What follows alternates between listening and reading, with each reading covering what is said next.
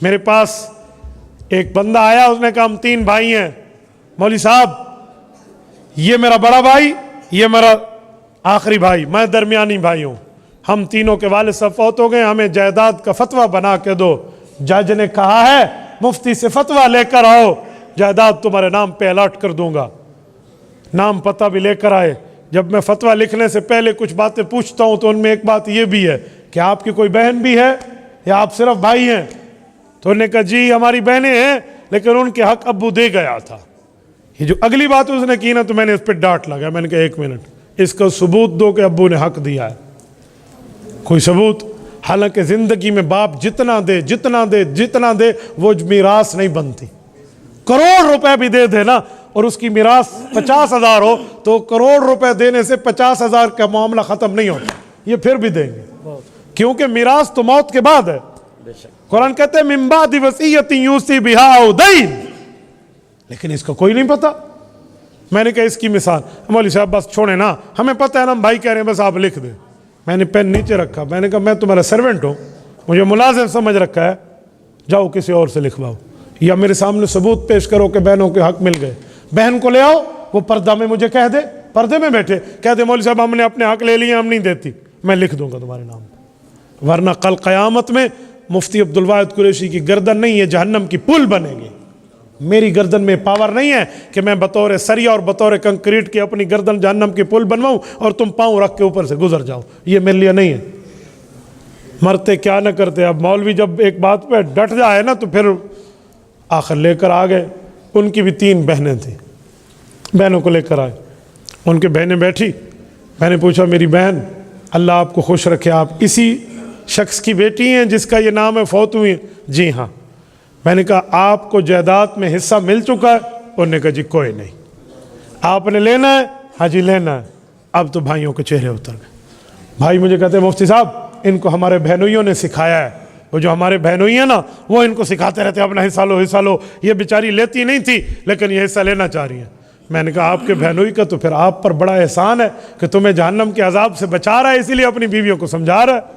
अब तो उनके उल्टे पाँव चले गए।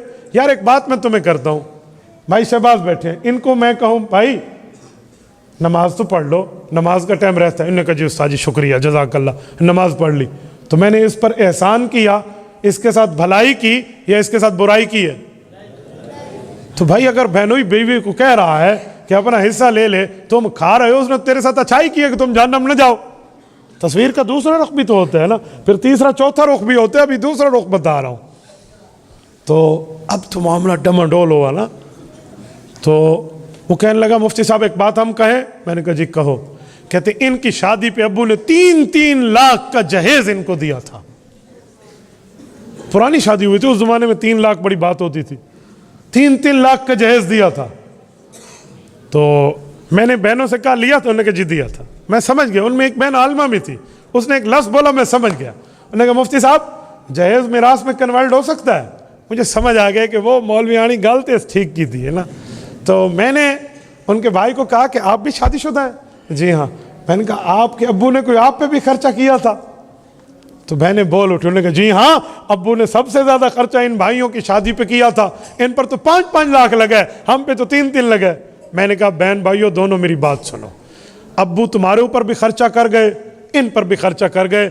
अगर खर्चा करने से मीरास जाती है तो तुम दोनों के हिस्से गए, ये मीरास मदरसे में जमा करा दो, मौलवियों को दे दो। अब तो समझ आ गई ना। तो मैंने कहा भाई हक दोनों का बनता है, मैं फतवा दोनों को लिखूंगा, अकेला नहीं लिखता। तो मेरे दोस्तों आज ये हाल है। हदीस पाक है सही बुखारी में, अल्लाह के रसूल ने फरमाया मन अखज़ा शिबरम मिनल अर्ज़ बिगैर हक्किन युतव्विकुल्लाहु यौमल क़यामत सबअ अर्ज़ीन। कहे लोगों अगर तुमने एक बालिश्त जमीन, एक बालिश्त को पंजाबी में क्या कहते हैं? गिठ, ठीक है। ये एक गिठ जमीन जो 9 इंच बनता है, ये 1 फुट भी नहीं बनता, मेरे ख्याल में 9 इंच ही बनता है, 3-3 अगर मिला लें तो।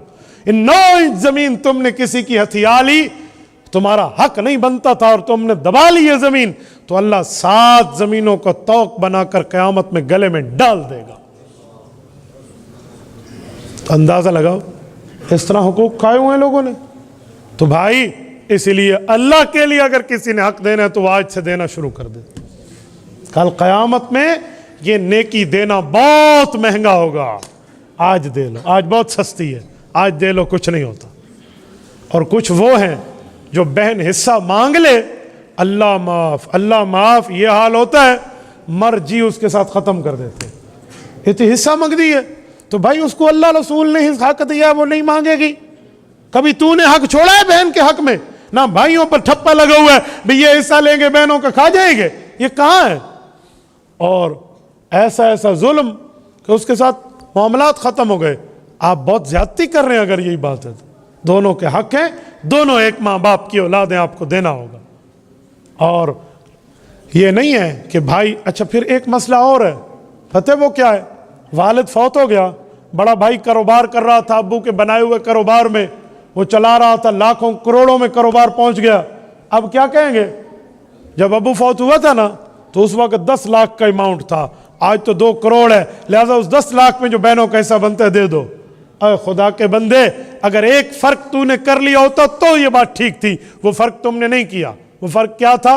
जब अब्बू फौत हुआ फौरन हिस्से मुमताज कर देते, तेरा इतना हिस्सा, तेरा इतना, तेरा इतना, तेरा इतना। उसके बावजूद, उसके बाद अगर कोई अपना हिस्सा तुम्हारे साथ कारोबार में रखता तो तुम्हारा पार्टनर होता, न रखता तो ले लेता।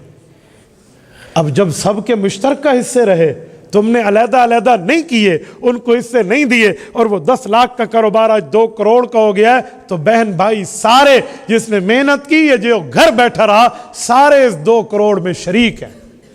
ये नहीं कह सकते तुम कि मैं मेहनत कर रहा था और वो घर बैठा था। पहले दिन तो उसको तकसीम कर लेता ना, तूने क्यों नहीं किया? उस वक्त इतनी मोहब्बत होती है कि अभी तो हमारे बाप की कब्र की मिट्टी खुश्क नहीं हुई और तुम कहते हो हम हिस्से जुदा कर लें, और 2 साल बाद ऐसी लड़ाइयां पड़ जाती हैं, कहते हैं मैं इसकी बूथी भी नहीं देखनी, मैंने इसकी शक्ल भी नहीं देखनी। अब वो मोहब्बतें कहाँ गई? भाई इस्लाम का हक है, पहले ही आप कर लेते।